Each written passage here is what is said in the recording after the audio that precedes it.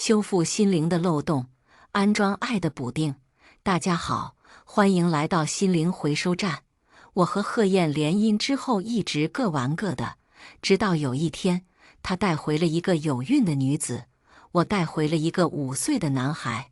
阿燕，这是我流落在外的儿子，孩子还小，不能没有妈妈。我怜惜地抚摸着孩子跟我有7、8分相似的脸说道。贺燕身后的女子柔弱无辜的神情瞬间僵在脸上，贺燕的脸瞬间黑了。我正打算给我刚从酒吧里带回来的儿子做皮蛋瘦肉粥的时候，门铃响了。我拿着锅铲，系着围裙去开门，一脸不愉。哪个傻逼？只见贺燕满目嫌恶地看着我，还搂着身侧一个雪肤花貌的女子。那女子的小腹微微隆起，逆着我的眼神都透出轻蔑和得意。我憋了半晌，最终吐出一个字：靠。贺燕语气冷淡：孟芷嫣，请注意你的措辞。我指着她，明知故问：她是怎么回事？贺燕垂下眼睫，平静地道：她怀孕了，是我的，我不能让他们娘俩受委屈。我差点被气笑。以前我有多爱她，现在我就有多恨她。恨她年少情深，恨她温柔浪漫，恨她信誓旦旦的此生我必不负你，也恨她几年后将这一切镜花水月搅碎。我还记得贺燕有天回家，脖子上和衣领上尽是口红印，她不再偷偷摸摸，反而光明正大地晃悠在我面前。我大声质问，声嘶力竭。他扯了扯领带，厌倦地道：孟芷嫣，你能不能不要无理取闹？男人在生意场上需要应酬，你不当个贤内助就算了，还在这里给我添堵。你看看你自己，还有没有孟家大小姐的样子？再后来，我去包厢里接她回家的时候，看见她揽着一个年轻漂亮的女生，光影流转间，同样温柔宠溺的神色。我原以为是我的专属，却未曾想她早已给了旁人。孟芷嫣，我们各玩各的吧，你可以随便点男模，你想怎么玩都可以，我不管你。但同样，你也别想干涉我。你放心，贺夫人只会是你，外面的莺莺燕燕我不会带到家里，更不会动摇你的地位。而现在，她一句轻飘飘的，她怀孕了。我不想让他们娘俩受委屈，冠冕堂皇地将人带到我面前。男人的嘴，骗人的鬼。这么久了，我以为自己心脏还会抽痛，毕竟我曾经是那么爱他。到现在，我却出乎意料的平静。只见那女人柔声道：姐姐，贺总也不想的，可是孩子不能没有爸爸。姐姐大度，应该不会容不下我和孩子吧？我和贺总是真心相爱的。说着说着，他便落下泪来，好一朵生姿摇曳的小白莲。贺燕很吃这套，她眼中浮现厌恶，居高临下的警告我：孟芷嫣，你接受也好，不接受也罢，林娇她是一个善良的女孩子，你别想欺负她。你特么是不是有病？妈妈。一个稚嫩清脆的声音从沙发后面响起，紧接着俊秀可爱的男孩探出头来，模样跟我有7、8分相似。此时此刻，我才想起来自己好像忘了什么，所有的伤春悲秋都烟消云散。我急忙冲进厨房，因为卧槽，我的粥！然而为时已晚，粥彻底糊了。啊！这时，我的手指被人勾了勾。妈妈，没关系的，我还不饿。小男孩睁着一双水汪汪的眼睛安慰我，俊俏的脸蛋，嫣红的嘴唇，软乎乎的小手握着我的手指轻轻摇晃，看得我心都化了。蹲下身子，吧唧一声亲在他的脸上。饿谁也不能饿着我的小乖乖。妈妈继续做，妈妈的皮蛋瘦肉粥做得可好吃了。那一对狗男女瞬间被我抛到了九霄云外。我现在满心满眼都是个可爱的儿子，贺燕心里已经浮现了不好的预感。她和我结婚9年，在这9年里，我有没有怀孕？难道她不知道吗？贺燕声音颤抖：“孟芷嫣，他是谁？”我这才发现他们居然还在，懒散地撩起了眼皮。阿燕，这是我流落在外的儿子，你也看到了，他还小，不能没有妈妈。贺燕身后的女子柔弱无辜的神情瞬间僵在脸上，贺燕的脸瞬间黑了，她勃然大怒。孟芷嫣，她双目通红，周身笼罩着浓浓的戾气，似乎难以接受这个现实，仿佛他在外面怎样花天酒地都行，我把他绿了就受不了了。小男孩扁了扁嘴，皱起了眉：“叔叔，你好凶。”紧接着，他露出了一个清澈温软的笑容，张开双臂抱了一下我。不像我，只会心疼妈妈。我的心跳似停了一拍，之后像擂鼓般快速震动。卡哇伊，这茶言茶语怎么可以说得这么可爱？好想弱！我抑制住自己蠢蠢欲动的手。这里还有2个人渣没有处理呢。我轻轻堵上孩子的耳朵，面带嘲讽地看向贺燕：“你生气个什么劲？这不就是你说的互不干涉？”贺燕额角青筋微微跳动，牙齿咬得咯咯响，像是极力压抑自己的情绪。她冷冰冰地直视我，声音却燃烧着怒火：“你玩归玩，谁他妈允许你生下别的男人的孩子？怎么，贺燕，你搞大别人的肚子，还将其带到我面前来说不能委屈他们娘俩，我就不能生其他男人的孩子？你觉得你有说这话的资格？”我回以冷笑：“贺燕，做人不要太双标。”贺燕喘着粗气，随即她仿佛想通了什么似的，嗤笑一声：“孟芷嫣，你该不会是吃醋了吧？拿一个你们亲戚家那边的孩子来糊弄我，欲擒故纵的把戏，对于我来说已经没用了。我简直想不通，当初清爽干净的俊美少年郎，怎么会变成这薄情寡义的油腻普信模样？是我当初被蒙了心，还是瞎了眼？”他居高临下的命令我：“孟芷嫣，你立刻把这个小杂种给送走。我可以不追究这件事。”啪！在他不可置信的目光中，我甩了甩单腾的手。在孩子面前，我原本不想这么暴力的，可当听到小杂种这3个字，我实在是忍不住了。贺总，女人惊呼一声，愤愤瞪着我：“孟芷嫣，你怎可如此对待贺总？”啪！当着贺燕的面，我同样甩了林娇一耳光。林娇被打懵了：“你居然敢打我！”眼看着林娇不管不顾地扑过来，想要还手，我淡定地抬起了脚：“怎么，你腹中的胎儿不想要了？”林娇下意识护住了小腹，求助地望向贺燕：“孟姐姐她，你们可以滚了。”我不耐烦地打断了她的茶艺表演，冷漠地看着贺燕：“你出了轨！”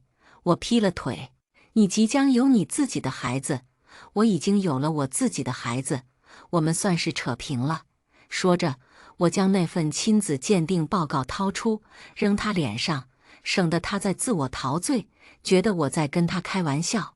我冷笑道：“他就是我儿子，我也是他生理意义上的母亲。”报告上面的支持孟芷嫣是叶贤的生物学母亲，狠狠刺痛了贺燕的眼睛。看够了吗？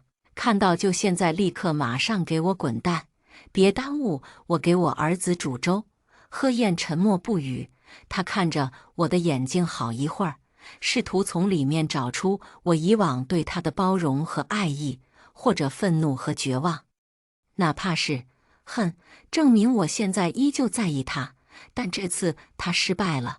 我曾将家里的器具摔碎，歇斯底里地跟她吵过，也曾放下孟家大小姐的身段，泪眼模糊地哀求过，更曾像个泼妇那样指着她的鼻子，用世间最恶毒的语言咒骂过。可当爱意磨灭，徒留满腹怨，满地伤，我不明白，为什么当初那么相爱的两人会落得如此下场？曾经我很困惑，现在我已经懒得再想了。我对他的爱如同一簇熊熊燃烧的火焰，他一点一点地浇灭，可剩下的火焰仍期盼他回心转意，但他嗤之以鼻。最后，我亲手将他掐灭，哪怕痛不欲生，哪怕鲜血淋漓，只于心如死灰般的平静。贺燕死死瞪着我，哑声道：“孟芷嫣，你玩真的？”他陡然发怒，也不顾林娇和叶贤在场，猛地攥住我的手腕，力度大的仿佛要将我的手腕掐碎，神色像波涛汹涌的大海那样阴沉危险。谁允许你认真的？林娇惊惧不定地看着贺燕，她这个样子实在不像是她所说的我跟孟悲烟已经没有一点感情了，何止不像，她分明还是在意孟芷嫣。此时此刻我也怒了，空着的右手毫不犹豫地打到她另一边脸上。你特么是不是有病？我用力把左手拽了回来，揉了揉上面的红痕，愤怒中带着几分不屑。谁允许我？我自己允许我自己。你他妈一根烂黄瓜算老几？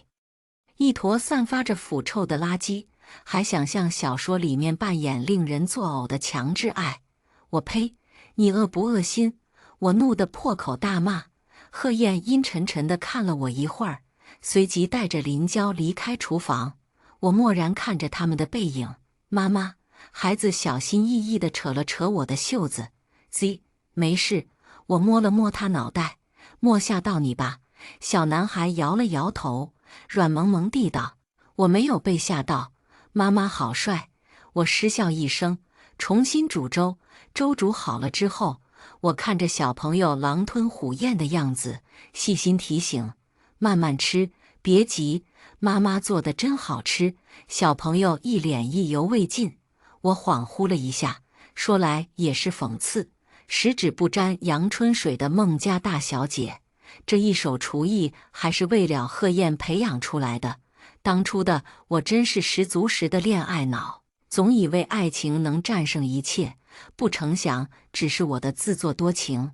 将杂七杂八的思绪抛开，我终于问了小男孩：“贤儿，你的亲生爸爸是谁？”别看我在那两人面前那么硬气，可是我自己都懵了。虽然我和贺燕结婚9年了，但我敢肯定，这9年我根本没有怀孕。可是那小朋友身上带着高达99%数据的亲子鉴定书和酷似我的容貌，让我无法否认他是我的儿子。要是真的说有什么异常，就是5年多以前我不知因何缘由昏迷过3天，那时我跟贺燕的感情已经破裂。他对我的昏迷状况不以为意，他大概以为那是我为了挽留他又耍的新手段。我怀疑过这3天我是出了什么事，但3天怀孕生子，我表示接受无能。叶贤小朋友脸上的笑容微毒，他抿了抿唇，收起了那副面对旁人时软萌可欺的神情，眸光清透成熟。他开口：“妈妈，如果我说我不希望你遇到我父亲呢？”我乐了，捏了捏他肉嘟嘟的脸。小贤，换成别的孩子，巴不得自己的父母在一起，组成一个圆满的家庭，哪怕不在一起，也会尽量撮合。怎么你就如此另类？叶贤轻声道：“若是父亲值得托付终身，我不会反对。能不能俘获妈妈的芳心，端看父亲本事如何。我更不会插手。我希望妈妈不要因为我放弃自己想要的人生。”叶贤只想成为妈妈的盔甲，而不是软肋。妈妈，你先是自己，才是妻子和母亲。叶贤神情认真。挖去，儿子，你这认知是不是太超前了？这真的是一个5岁的孩子会说出来的话。我敏锐地感觉到，儿子似乎对他的爸爸不甚喜欢，甚至还有隐隐的厌恶。对我就一口一个妈妈，对那男人的称呼就是陌生疏离的父亲。叶贤眸中浮现一丝淡淡的水雾，似释然又似难过。更何况，我父亲从来就不是妈妈的良人。我还没体会到这句话是什么意思，手腕突然一凉。小朋友小心翼翼地在我手腕被贺燕掐出来的红痕上面涂药膏，边涂边呼气。痛痛飞走了啊！我怎么会有这么可爱贴心的儿子？叶贤在家里住下了，他抱着枕头，凄凄爱爱。妈妈，我可以跟你一起睡吗？我不同意。贺燕厉声道，她恶狠狠地瞪着叶贤，眼中布满血丝，好像一只被侵占领地的猛兽。我嗤笑，我管你同不同意。曾几何时，我也像他这样怒气冲冲地训斥过他，不许他跟外面的女人过夜。但没用，他依旧我行我素。别说只是陪儿子睡觉罢了，就算我带回来一个男模春风一度，他又能如何呢？几年前他发射出去的子弹，此时正中他的眉心。叶贤似乎被吓到了一般，艳红瞬间蔓延至他的眼尾，豆大般的泪水聚集眼眶。叔叔，我好久没见过我妈妈了，我只是想陪陪我妈妈而已，这样都不行吗？他声音哽咽，稚嫩软糯的嗓音带着哭腔，他嫩白精致的脸蛋八分笑似我，是我逾矩了。妈妈，我的容貌是那种张扬明艳的类型，就算一时低头，也带着咄咄逼人的嚣张。我在酷似自己的脸上看到这样楚楚可怜的神色，居然毫不违和，我狠狠怜爱了。我立马将他抱起，轻声哄道：“他哪边凉快哪边去，谁也不能欺负我儿子。”说着，我厌烦地剜了他一眼，说好的各玩各的，你伸的手未免也太长了些吧？我跟我儿子睡，你跟你外面的那个女人睡，很公平不是吗？你看你凶神恶煞的样子，还有没有一点贺家大少爷的模样？你能不能不要这么无理取闹？我的声音溢着浓浓的嫌恶。贺燕莫想到有朝一日回旋镖会打在他身上，说各玩各的是他，说互不干涉是他，现在受不了我劈腿冒出一个儿子的也还是他。如此双标之人，着实让我大开眼界。以前我怎么看他都看不够，现在我看到他就嫌烦。我抱着儿子，头也不回地往房间里走，所以并未看到叶贤渲然欲泣的神色一扫而空。他挑衅地看了一眼贺燕，嘴唇微动，缓缓吐出两个字：傻逼。贺燕气得脸都绿了。第二天中午，阿姨做好了饭，贺燕小心翼翼地扶着林娇落座，给她夹菜，垂眸间温柔尽显，仿佛昨天的暴怒不曾出现。若是我这时候抬头，肯定少不了一句：他以前也是这么对我的。但是我没空看他们俩你侬我侬，因为我正在跟儿子掰扯。叶贤，妈妈，我想吃肯德基。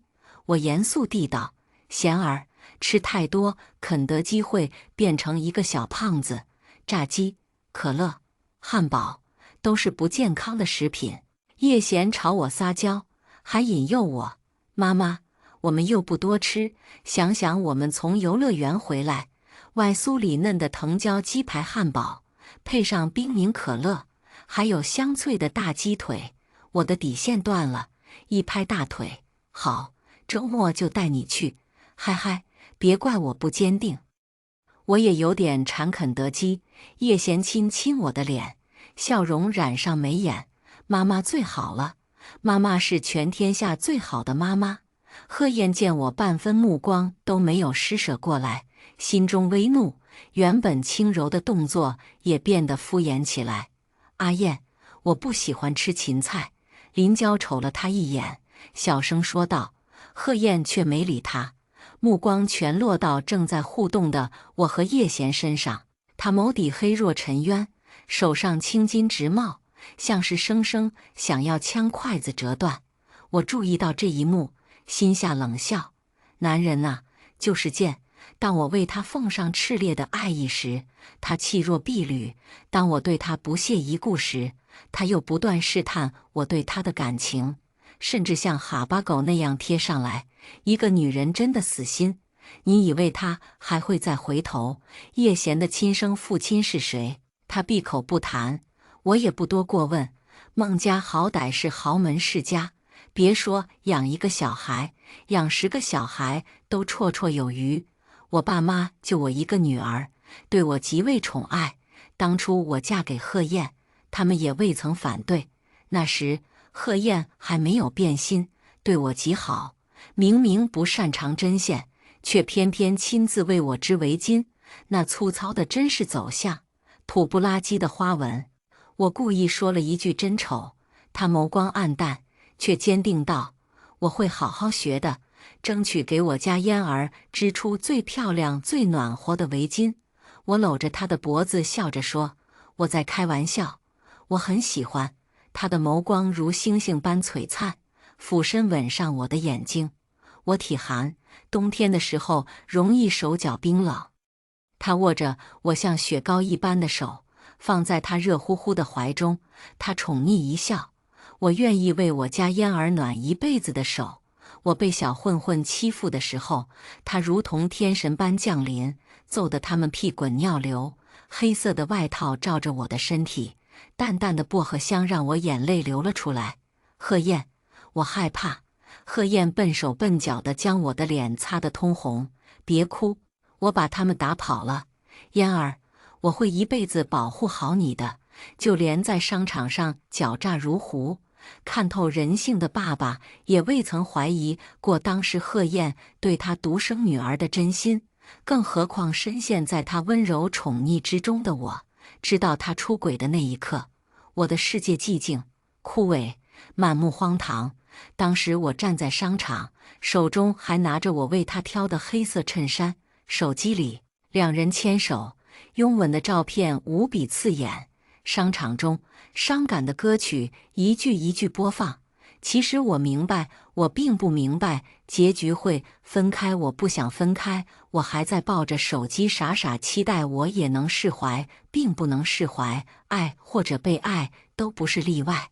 眼泪滴落手机屏幕，视角模糊，我茫然地抬起头，歌曲依旧不止。你留下的衣服还在阳台，可能我没见过。你说的那片，还可能你说的爱是假的，不存在。我不知道我怎么了，我还在期待能和你有未来。我像是醒悟了一般，使劲擦干净屏幕上的泪水。不会的，不会的，他那么爱我，怎么会背叛我？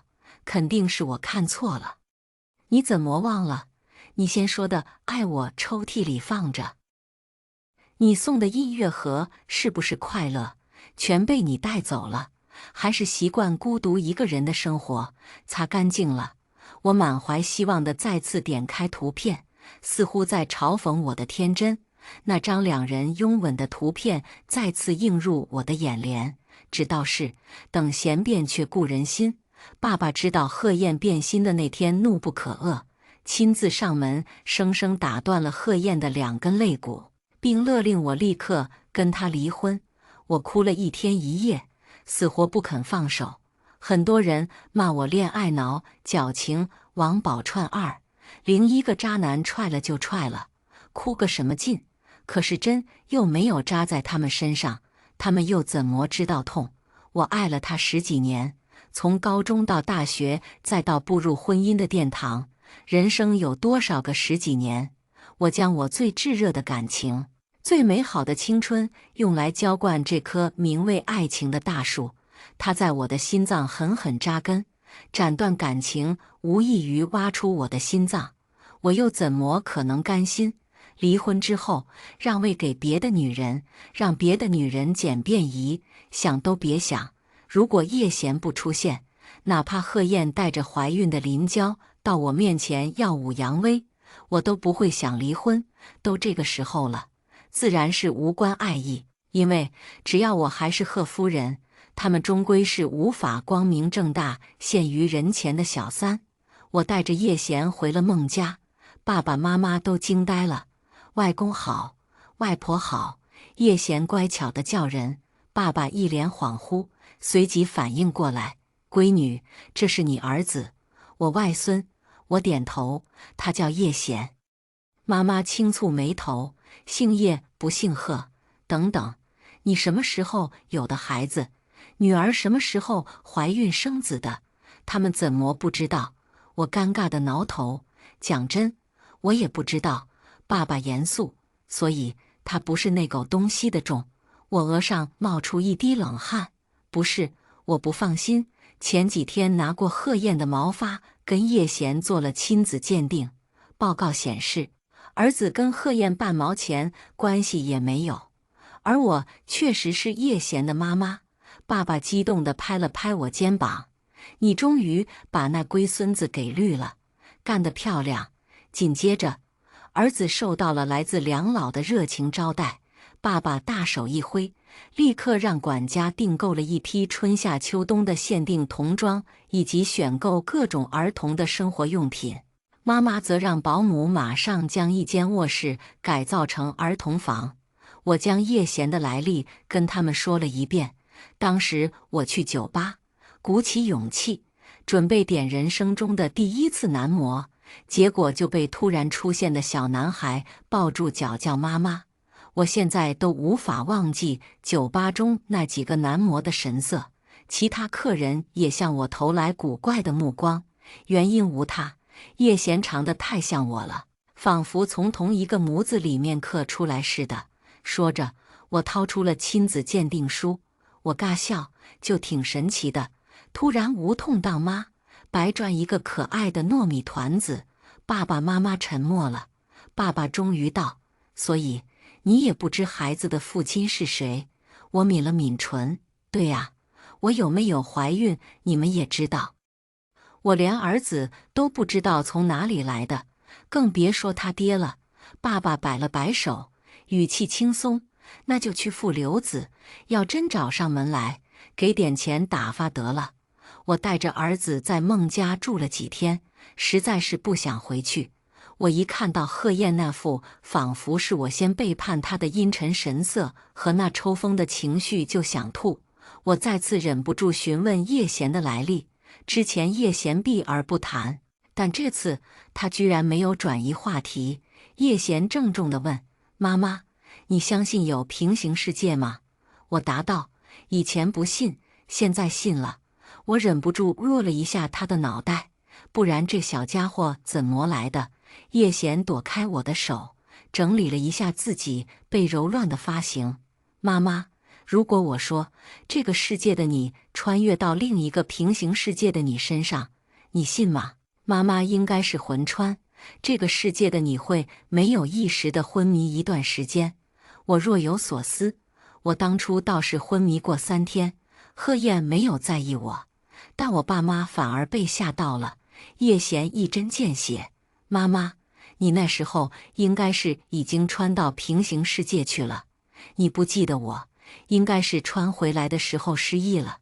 按照我父亲的描述，你应该是带着这个世界的记忆魂穿，因为我父亲曾经调查过，妈妈你跟我父亲结婚的时候，性格跟你以前不太一样。”我大惊：“我跟你爸结婚过了。”叶贤轻轻点头：“我那个世界，妈妈跟贺叔叔只是陌生人。”这个也挺容易理解，我是在高中转学后遇到的贺燕。可若是平行世界的我并没有转学呢，自然也不会遇上贺燕。这是活生生的世界，活生生的人类，失之毫厘，差之千里。同一棵大树的枝桠都会朝着不同的方向生长，同样的人做出不同的选择，结果千差万别很正常。其实我不太理解我带着记忆穿到平行世界。按理说，经历过轰轰烈烈的爱情和刻骨铭心的背叛，我怎么也不可能在短时间内爱上另一个人，并且为他生孩子，这又是怎么回事？我问叶贤：“宝宝，你的父亲是一个怎样的人呢？”叶贤沉默了一下，说：“傲慢、独裁、冷酷、薄情寡义，这跟贺燕完全不是一个类型啊！我试探着问：“我有爱上他吗？”我从来没有在叶贤脸上见到过这样的神色，精致漂亮的脸蛋上一瞬间褪去乖巧和温软，小孩子眸中似乎聚集着风暴，嗓音阴沉冷漠。他也配？很好，能让一向脾气极好的小朋友露出这样的神情。我应该是又双若琢遇上了一个人渣。叶贤深吸一口气：“妈妈，男人没一个好东西。”我好笑地道：“贤儿，话也不能这么说呀，你也是男的呢，这么乖巧善良的小宝贝，怎么就不是好东西呢？”叶贤绷紧了脸蛋，反驳我说：“我不是男人，我是男孩，还有，我不是东西。”我大笑：“我儿子怎么就那么可爱呢？你父亲叫什么名字？”我想了想，毕竟是平行世界，若我嫁的是同阶级的人，整个京城姓叶的，并且年龄也不会大我太多的成功男性，便只有叶望。叶贤轻声道：“叶望，这个世界，我跟叶望就像两根平行线那样，可没有半分交集。关于妈妈和父亲的事情，还是由妈妈自己回忆比较好。如果由我诉说的话，会带着我本人极强烈的个人情感，很容易造成你对我父亲认知的偏颇。毕竟，我可是非常讨厌我父亲 Z。妈妈，等你恢复记忆之后，无论你做出什么选择，我都会支持你。”叶贤认真地道。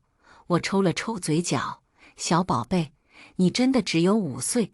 不可能吧？5岁的孩子怎么可能有这么成熟理智的想法？可是平时他萌萌哒的幼稚样子，却又确实有着5岁孩子的娇憨。”我风中凌乱：“不是，这孩子的性子也太割裂了吧？”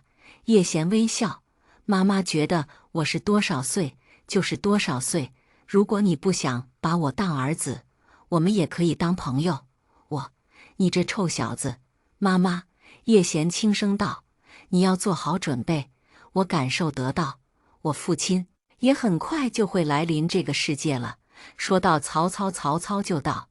我无语地将手中的请柬翻来覆去的看，以低调出名的叶家突然邀请各大贵族名流去参加其举办的宴会。我现在头上还冠着贺夫人的标签，请柬直接发给贺燕就行了。给我单独发请柬算是几个意思？若说没什么意图，我还真不信。叶贤死死盯着请柬，神色很是不爽。不要脸！他似乎想到什么，脸色更黑了。妈妈，如果你要参加宴会的话，是不是还要跟贺叔叔一同出席？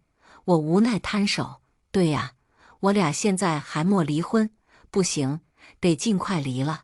之前爱怎样怎样，不离也是给贺燕和小三添堵。现在可不一样，我有了叶贤，哪怕他在另一个平行世界是婚生子，可在这个世界，他只能算是我的私生子。等离了婚，我可以将他带回孟家。私生子又怎样？在孟家的威慑下，谅那些人也不敢说3道4。还有贺燕一口一个小杂种，听得我实在是火大。离，马不停蹄的离。我和贺燕一同出席宴会，看着还养在贺家，对我面露怨恨嫉妒的林娇，我轻蔑一笑。贺燕这男人是真的狗，既吊着小三，又摆出一副其实很在意我的模样。进入大厅，我端正姿态，哪怕平时再不和，在大庭广众之下也得装装样子。因为没有记忆，所以我对儿子的亲生父亲还是很好奇的。终于，我看到了人群中众星捧月的男人。男人身形修长挺拔，身上穿着深灰色西装。由于他侧对着我，我只能看到他线条流畅的侧脸，高挺的鼻梁，有些寡薄的唇角。可想而知，他的正脸是如何令人魂牵梦萦。通身的气质，正如叶贤所说的傲慢、独裁、冷酷。我只能说，这种男人不是我的菜。我喜欢的是像少年贺彦那样青春阳光的暖男，却又带着少年人的意气风发，一往无前的张扬肆意，以及对待感情的无悔炽热。而叶望这种男人，城府颇深，不是我喜欢的类型。我端着酒杯，漫不经心地思索着。这时，男人似乎感受到了什么，转过身来，我又刚好抬头，刹那间，四目相对，我的脑袋轰的一般炸开，无数纷乱的记忆进入我的脑海，我眼前一黑，差点没站稳。贺燕发现我的不对劲，急忙扶住了我，终于把所有的记忆接收完。我看向贺燕的眼睛，清楚地看到她眸底一闪而过的担忧。我心中冷笑，不顾众目睽睽之下，狠狠甩开她的手。好，真的是好极了。我他妈是上辈子炸了银河系吗？居然遇到这两个垃圾玩意儿！我本就释然，对贺燕的爱是一丁点都没了。但是这两个男人的同台谁比谁渣，让我恶心到差点把隔夜饭给吐出来。一个背叛我，一个利用我，我气得浑身都在发抖。偏偏叶望还不自知，朝我的方向走了过来。他深深看着我，眼中有愧疚痛苦，也有小心翼翼的爱恋。我知道那是平行世界的他。爱恋这种垃圾也配说爱？我吸气呼气，想要保持冷静，但是忍不住，根本忍不住看到这张同样令我憎恶的脸。我真的想把他从30楼上面把他给扔下去。我不忍了，一个大嘴巴子直接扇到他脸上。叶望的头被我打到偏到了一边，在众人的惊呼中，我声音冷冽，恍若千年寒冰，真是好久不见啊。叶望，贺燕皱眉道：“孟芷嫣，你认识他？”啪！贺燕也结结实实地挨了我一巴掌，并被我一脚踹开。滚！还没有你说话的份。我或许天生没有女主命，别的小说女主被渣男男主渣了之后，温柔男二上位，对女主极致宠爱，治愈了女主的创伤，然后 H。而我深深怀疑老天爷跟我有仇。正所谓上帝为我关了一扇门，顺便把窗户也给焊死了。那时我已经接受了贺燕变心这一事实，失魂落魄之下穿进平行世界，却发现孟家濒临破产。鬼知道孟家在我的世界好好的，怎地在平行时间就差点无了。后来我才知道，平行世界的爸爸竞标了一个项目，结果国家政策变了，投入的庞大资金收不回来。而在我那个世界，我爸爸好像错过了这个项目。有一次我听到他心有余悸地对妈妈道：“幸好没有投标这个项目，不然咱家就完了。”我继承了平行世界里我的记忆，爸爸还是那个爸爸，将我当成掌上明珠那样宠爱的爸爸。这时叶家提出联姻，只要我跟叶家长子叶望结婚，便可解孟家的燃眉之急。爸爸不想葬送我的幸福，他说他会找到办法的。但孟家已经等不了了，我冷静地答应了叶家。经历过跟贺燕那段失败的婚姻，我再也没有对爱情有过期待。叶望需要一个妻子，而我需要孟家起死回生。叶望也借着这次联姻，吞并了一些不大不小的产业。我倒没什么想法，不过是互相利用罢了。其实这般相安无事也好，跟他结了婚，我会做好一个妻子的本分。但恶心就恶心在叶望这狗必有一个白月光，这还不算，有一场宴会，这狗逼拿我去挡酒，我不小心喝了一杯带了点东西的，结果可想而知。他欣赏了我好一会儿的丑态，才纡尊降贵般俯身。叶贤就是这时候有的。事后我掐死叶望的心都有了。想起失忆的时候，我问叶贤我有爱上他吗？我就恨不得给自己2个大嘴巴子。我爱他，呵呵，我爱他去死。如果这时候我是厌恶，再接下来的事，我彻彻底底恨上了叶望。叶贤虽然是个意外，但自己怀胎10月生下来的孩子，又焉有不疼之理？更何况叶贤长得很像我，也非常懂事乖巧，我自是十分疼爱他，仿佛一束光，照亮了我堪称黑暗的一生。可是好景不长，叶贤被劫匪绑架了。叶望为了去接回国的白月光，居然将叶贤置之不理。他到底有没有想过，叶贤也是他的亲生儿子？我终于明白，叶贤为何对自己的父亲如此疏离，连厌恶也是淡淡的。叶望于他而言，就是一个跟他有着血缘关系的陌生人罢了。恨，他早就不在意这个父亲了。恨又从何谈起？不行，再待下去，我肺都要被气炸了。下半生、下辈子、下辈子，我一定要对男人敬而远之。我牙齿几近咬碎，转身，头也不回地离开。出了宴会，凉凉的风拍打在我脸上，我一抹脸，发现自己已经泪流满面。不是哭自己逝去的爱情，不是哭被人利用的绝望，而是在哭自己太倒霉了。我究竟遇到些什么人呢？这是妈妈稚嫩清透的童音响起，是叶贤。他穿着一袭白色小西装，胸口插着一朵含苞欲放的娇艳玫瑰。因为不够高，他笨拙地踮起脚，伸出手给我递上一张纸巾。妈妈不哭，你还有我。叶贤永远爱妈妈。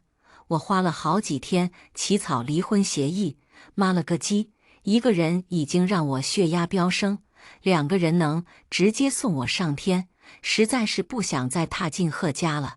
于是我将贺燕约了出来，我面无表情地将协议书推了过去。贺燕，我们离婚吧。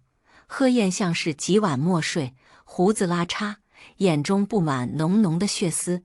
她看都没看离婚协议书一眼，哑声问：叶贤，是不是你跟叶望的？你就那么爱他，你迫不及待跟我离婚，想要跟叶望双宿双飞？哈，我爱谁？叶望？这是什么年度恐怖片？我讥讽地道。先不说叶望，你贺燕现在又来扮演什么可笑的深情？说对我一辈子好的是你，先出轨的是你，说各玩各的是你，我有了孩子来质问我的还是你。贺总，您多大的脸呢？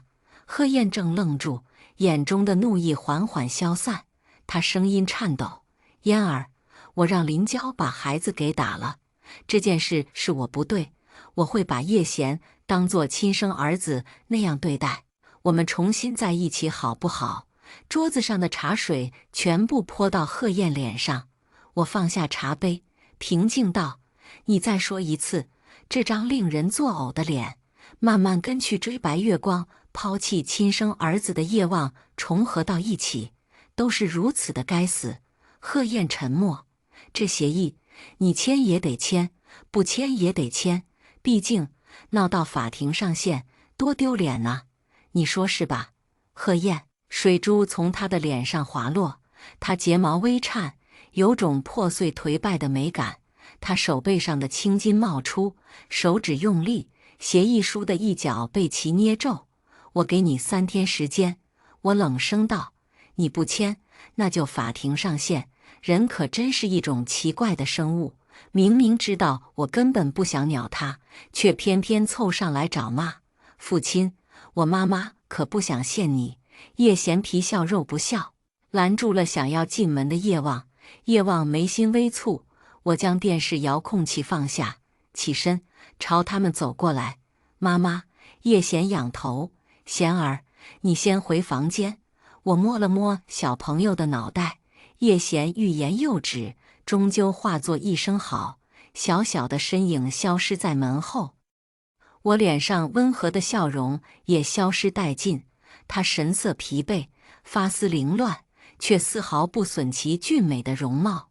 深邃的眼睛里不复在平行世界时的冷漠，而是涌动着万千情绪，仿佛他很在意我一般。我不耐烦，有话快说，有屁快放。叶望跟贺燕不同，我是真真切切爱过贺燕的，所以背叛之后的痛剧烈且绵长。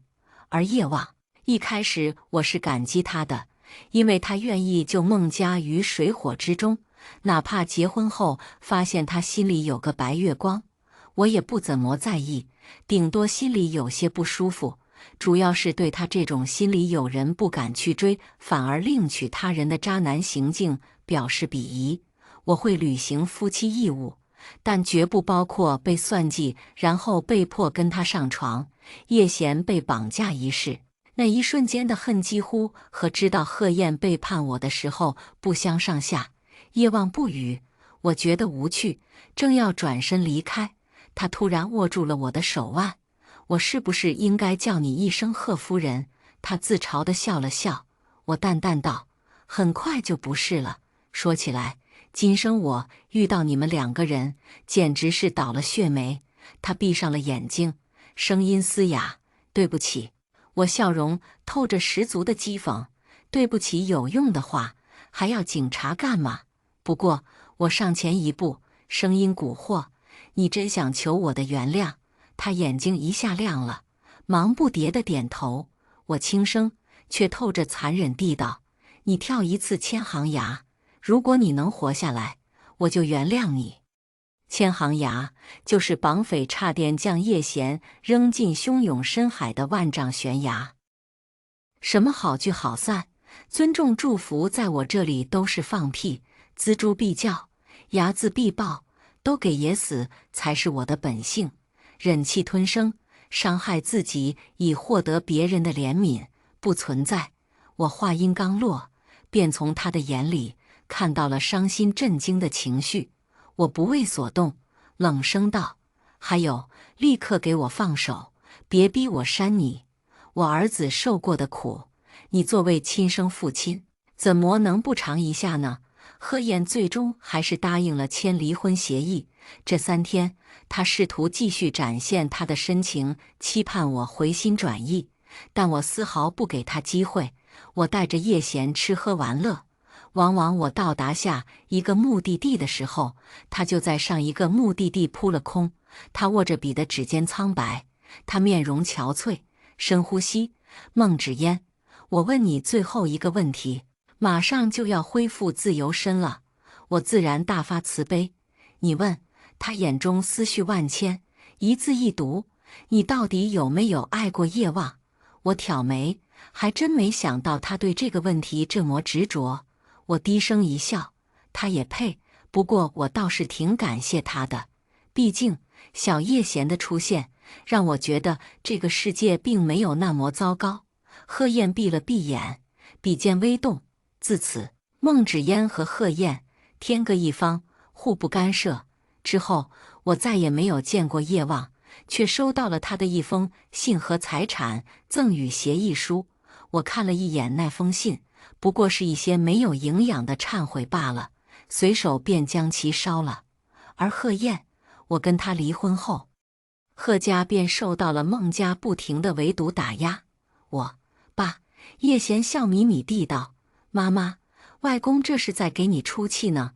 爸爸傲娇地把脸撇到一边，哼，我都让你早点离婚了，我好收拾那龟孙子。他顾及女儿的情绪，生怕女儿心里还有贺燕，一直不敢动手。他无比了解女儿，10几年的感情，不是说放下就能放下，只能等女儿想通了，离婚了，再慢慢走出来。孟家到底是京城盘踞100年的豪门。贺家虽然在京城有一席之地，却怎么也比不上孟家，很快便节节败退。我最近一次听说是贺家破产了，贺燕和林娇搬进了拥挤肮脏的出租房，天天为鸡毛蒜皮的琐事争吵。贺燕甚至一怒之下将林娇推倒，林娇流产了。再后来，贺燕又被调查出公司曾经偷税漏税和贪污受贿，被警察带走了。但跟我又有什么关系呢？灿烂的阳光照在沙滩上，像铺上一地金子。我戴着墨镜，享受着沙滩浴，手边一杯冰还没化完的暴打渣男柠檬茶。我猛地吸了一口，舒服，太舒服了。叶贤光着脚丫子，踩着细软的沙粒，拿着小铲子，一铲一铲地铲沙子。没一会儿，沙滩上便冒出2个小土堆，顶部尖尖的，特别像坟头。我额上冒出2条黑线。卧槽，乖儿子，你该不会再堆着我俩吧？这可使不得呀！我扭过头，当作没看见。可儿子偏偏屁颠屁颠地跑过来问：“妈妈，妈妈，你看我堆的是谁呀？”我抽了抽嘴角，心一横，那个是贺燕，另一个是叶望，反正打死也不可能是我。叶贤鼓起掌来，恭喜妈妈猜对了。我点了一下他鼻子，失笑道：“你真是个小机灵鬼。”广阔的大海一望无际，在阳光下闪着细碎的波光，海浪仿佛裹挟着人们的烦恼呼啸远去，飞溅起晶莹剔透的浪花。当晦暗散尽，中星河长明。番外，父亲，你不该来到这里的。我抬起头，眼中没有一丝温度，冷漠地道：“妈妈已经忘了你，这是她现在不太幸运生活中的一件好事。怎么，你嫌害她害得还不够？”父亲的态度同样漠然，反问道：“这个世界的她并没有嫁给我。”我讥笑：“您多大的脸啊，还奢望霸占另一个平行世界的妈妈？不过我妈妈有够倒霉的，不仅嫁给了一个渣男，还碰上你这么个人渣。我倒是不怎么怨她放弃我去追求她的真爱，最令我难以忍受的就是她让妈妈伤心了。”父亲无视我的嘲讽，而是淡淡地道：“叶贤，你该知道的吧？这个世界的孟芷嫣并没有生下你，你迟早会回到原来的世界。”我脸色微微一变，是的，在妈妈回到她的世界后，我那个世界的妈妈就只剩一具没有灵魂的躯体。我不知道为什么我那个世界的妈妈没有回来。我落到这个平行世界也是纯属意外，但是我一眼就认出了那个是生我、照顾我、爱我的妈妈。一想到我会回去，面对着没有妈妈的世界，我心里止不住的恐慌。我不想走，我不甘心自己只是妈妈生命中的过客，但我也清楚，我一个5岁的小孩，压根儿改变不了什么。正如我莫名其妙地来到妈妈的世界，也会莫名其妙回到自己的世界。既然如此，与其自怨自艾，不如珍惜跟妈妈相处的每一天。我双手抱胸，那又怎么样？妈妈这辈子只会爱我，你和贺燕只是妈妈人生中的2块绊脚石，等她踏过去，你们连一点痕迹也别想在妈妈心上留下。父亲终于动了怒，呵呵，但他不敢动我。当我知道妈妈让父亲去跳千行崖的时候，我眉心一跳，因为我觉得我父亲真的会这么做。妈妈和父亲，无非就是我不喜欢你，我喜欢的是白月光。我羞辱你是因为你占了白月光的位置。等我终于没了你，才发现我已经深深地爱上了你。这种泼天狗血剧情之后，我便再也没有见过我父亲。不过，我父亲真的这么容易死掉？我保持怀疑态度。有一天，我收到一封信：“吾儿叶贤，当你收到这封信时，平行世界的通道已关闭，你将会永远留在这个世界，陪着你妈妈。望你和你妈妈各自珍重。”